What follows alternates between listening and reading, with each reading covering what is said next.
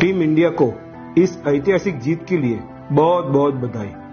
इस जीत को मैं कोच राहुल द्रविड़, कैप्टन रोहित शर्मा, विराट कोहली और रविंद्र जडेजा को डेडिकेट करना चाहता हूं। बीते एक साल में ये हमारा तीसरा फाइनल था। जून 23 में हम WTC फाइनल में हारे।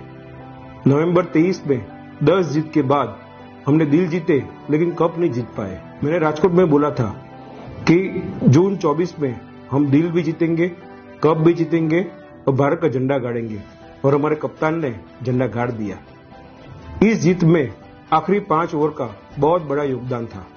इस योगदान के लिए मैं सूर्य कुमार यादव, बुमराह, अर्शदीप सिंह और हार्दिक पांड्या का बहुत बहुत धन्यवाद करना चाहता हूं। इस जीत के बाद अगला पड़ाव है WTC फाइनल और चैंपियंस ट्रॉफी। मेरे को पूरा भरोसा है कि रोहित शर्मा की कप्तानी में हम इस दोनों टूर्नामेंट में चैंपियन बनेंगे। फिर से आप सबका बहुत बहुत धन्यवाद। जय हिंद, जय भारत, वंदे मातरम।